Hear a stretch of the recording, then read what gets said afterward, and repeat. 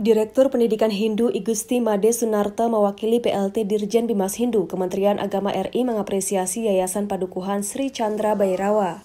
Meskipun yayasan ini baru terbentuk, namun telah banyak berbuat dalam kegiatan sosial keagamaan membantu umat Hindu di Bali bahkan di luar Bali. Hal tersebut diungkapkannya saat menghadiri peresmian Yayasan Padukuhan Sri Chandra Bhairawa, Tilem Kadasa, Jumat 1 April 2022 di Pesraman Sri Taman Kesetre Desa Pikat, Dawan Klungkung. Menurut Gusti Sunarta, keberadaan yayasan yang bergerak di bidang keagamaan agama Hindu di Bali melaksanakan fungsi dan tugasnya dalam pembinaan umat juga berperan mengajakkan agama Hindu Bali serta adat dan budaya Bali. Karena sampai saat ini masih minimnya transformasi terhadap generasi berikutnya berkaitan dengan bagaimana mentransformasi agama Hindu yang ada di Bali, adat dan budaya Bali. Gusti Sunarta melanjutkan, yayasan dan pesraman supaya bisa berjalan secara berkesinambungan perlu banyak hal yang harus dipersiapkan, baik secara administrasi pemerintahan maupun dengan lingkungan desa adat. Untuk itu perlu berkomunikasi dengan baik, setidaknya desa adat memberi perlindungan. Ia juga menekankan moderasi beragama. Berkaitan dengan keberadaan yayasan-yayasan yang bergerak di bidang keagamaan, terutama bergerak bidang agama Hindu, menjadi sebuah lembaga agama dan keagamaan yang melaksanakan fungsi dan tugasnya dalam rangka pembinaan umat. Khusus yang berada di Bali, sebuah lembaga atau yayasan juga adalah sebagai wujud implementasi program gubernur bagaimana mengajarkan agama Hindu Bali, adat Bali, dan budaya Bali. Karena sampai saat ini masih minimnya transformasi terhadap generasi-generasi berikutnya berkaitan dengan bagaimana mentransformasi agama Hindu yang ada di Bali, adat dan budaya Bali itu. Lembaga apa yang kita pakai untuk mentransformasi hal itu? Maka saya sangat selaku pribadi dan mewakili pemerintah, khususnya Dirjen Bimas Hindu, sangat mengapresiasi terbentuknya sebuah lembaga-lembaga yang bergerak untuk dalam rangka ajaknya adat dan agama Hindu di Bali ini. Maka itu tentu untuk bisa berjalan secara simultan dan berkesinambungan, tentu banyak hal yang perlu dipersiapkan, baik secara administrasi kepemerintahan maupun dengan lingkungan desa adat. Itu tentu harus berkomunikasi dengan baik. Setidak-tidaknya sebuah lembaga yang ada itu minimal di desa adat terdekat itu memberi perlindungan terhadap tiga hal itu. Terlebih lagi jika sebuah lembaga itu mampu melaksanakan yang dijadikan visi Gubernur Bali itu, Satkerti Loko Bali itu bisa dilaksanakan. Jika semakin banyak ada yang melakukan hal itu, walaupun itu adalah visi pemerintah daerah, tapi nuansa rohnya itu adalah nuansa agama, maka secara otomatis vibrasi transformasi spiritual, spirit yang ada di Bali, jika ini bisa dilakukan secara terus-menerus, saya yakin akan lambat laun secara bertahap akan mengalami peningkatan. Itu kira-kira, maka demikian juga seperti yang saya sampaikan tadi, karena Pasraman sebagai tempat untuk mencari kebenaran dan pola pikir yang benar dalam rangka penjalanan, tentu di Pasraman juga diisi oleh orang-orang yang memiliki wawasan keagamaan yang luas, terutama terkait dengan bagaimana modernisasi sekarang, bagaimana transformasi informasi itu melalui digitalisasi, dan bagaimana moderasi beragama.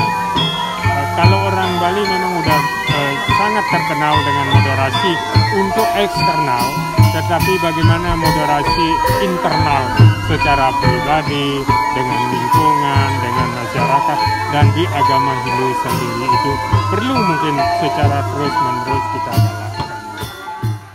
Ketua Yayasan Jero Mangku Ketut Suryadi menyampaikan, pendirian Yayasan Padukuhan Sri Chandra Bhairawa diinisiasi oleh Ida Pandita Dukuh Celagi Daksa Dharma Kirti selaku pembina yayasan. Yayasan ini membawahi 2 pasraman, yakni Pasraman di Peguyangan Denpasar dan di Pikat Klungkung. Dibentuknya yayasan untuk memenuhi kelengkapan administrasi dalam pelaksanaan kegiatan sosial keagamaan. Meskipun sebelum yayasan terbentuk, Pasraman di bawah bimbingan Ida Dukuh Celagi ini sudah banyak melakukan kegiatan. Lebih lanjut, Jero Mangku Suryadi mengatakan, Badan Hukum Yayasan Padukuhan Sri Chandra Bhairawa dari Menteri Hukum dan HAM RI sudah terbit tahun 2020. Karena berkaitan dengan lembaga sosial keagamaan, maka diwajibkan juga terdaftar di Kementerian Agama. Upaya pemenuhan administrasi tersebut kini tengah berproses, termasuk pengurusan izin operasional di mana lokasi pasraman berada. Pihaknya bersyukur atas tuntunan dari Dirjen Bimas Hindu. Yayasan ini, kata dia, memiliki mindset melakukan pelayanan ke umat secara tulus ikhlas tanpa kepentingan dalam menjalani proses kehidupan dengan menanam karma baik. Terkait kegiatan Padukuhan Sri Chandra Bhairawa, ia mengungkapkan kegiatan sosial keagamaan yang sudah terlaksana seperti upacara massal antara lain pawintenan, metatah, dan nyekah. Kegiatan sosial lainnya donor darah, bantuan ke umat Hindu di musim pandemi seperti pakaian sekolah, makanan kecil, hingga sembako. Pendirian yayasan secara hukum dari Menkumham sudah terbit izinnya di 2 tahun yang lalu.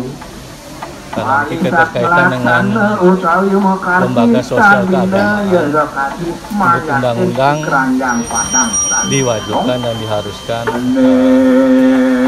memohon perizinan atau verifikasi dari Kementerian Agama. Kita sudah lakukan dari bawah, dari Kementerian Agama Kodia Denpasar, karena alamat yayasan ini di Denpasar, daerah Peguyangan. Kami sudah lakukan. Setelah itu lanjut ke Kementerian Agama Ringkanwil Provinsi. Setelah itu baru diajukan ke rekomendasi di Kementerian Agama di Dirjen. Jadi kita menunggu proses itu tadi dari saran dari Bapak Direktur Pendidikan, karena kita mempunyai 2 pasraman, sepatutnya membuat izin operasional di mana tempat atau wilayah pasraman tersebut. Nah, terima kasih. Ada masukan beberapa tentang ini. Secara pribadi, saya mewakili ide Nalisir lagi merasa bersyukur ada tuntunan seperti itu tentang pembentukan yayasan, syarat-syarat, ada masukan tentang yayasan dan tentang kesamaan. Jadi mindset kita, pola pikir kita, saya mewakili yayasan, sekaligus mewakili lama ini Ide Nalisir lagi. Jadi mindset kita berpikir mengatur pelayanan ke umat, jadi tidak ada kepentingan, karena ini tugas kita sebagai seorang pelayan. Jadi tapi secara formal sebagai test case apakah kita diperlukan di masyarakat, terutama umat yang beragama. Ternyata respon apresiasi dari umat masyarakat ini sangat besar, makanya kita menindaklanjuti apa saran dari Dirjen atau Kementerian Agama, Dirjen Agama Hindu, Dinas Agama Hindu untuk melaksanakan kegiatan-kegiatan tentang keagamaan. Wajib hukumnya menurut peraturan terdaftar di Kementerian Agama. Mungkin dalam hal ini terkait penggunaan anggaran-anggaran dari pemerintah. Sementara ini memang kita banyak terbantu di samping dari segi finansial dari para pemangku, para donatur untuk melaksanakan kegiatan dengan konsep punya, bukan konsep keharusan. Itu yang kita kembangkan, sehingga apapun yang kita laksanakan pasti sukses gitu. Jadi setiap ini permintaan banyak yang kita lakukan dalam kegiatan YATME. Yang sudah terlaksana karena kita yayasan ada dari segi sosial, samping segi keagamaan, sosial keagamaan ini kan untuk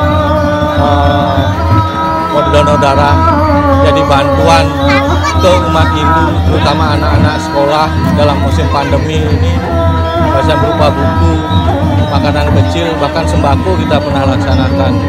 Nah, untuk dalam segi sosial keagamaan ini yang pernah kita laksanakan, salah satu contohnya mentatah massal, bahkan kita pernah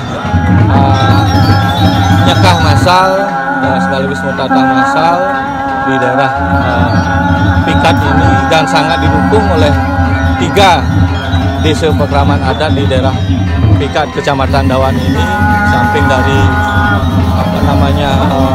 Manggale Kecamatan, dari Pak Camat, dari Tripika Kecamatan ini, dan Bapak Bupati Kelungkung pun sangat apresiasi dalam hal ini, beberapa kali datang ke peseraman kita. Di samping itu Bapak Bupati Tabanan juga sangat biasa, walaupun tidak sempat hadir, dan apresiasi apa yang kita laksanakan, walaupun secara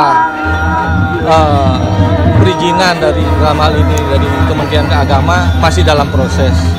Tapi itu kita ingin membantu umat, dalam hal ini sesama pemangku, dalam proses pointenan. Dari pointenan massal beberapa tempat kita laksanakan, dan banyak sekali permintaan untuk melaksanakan pointenan massal.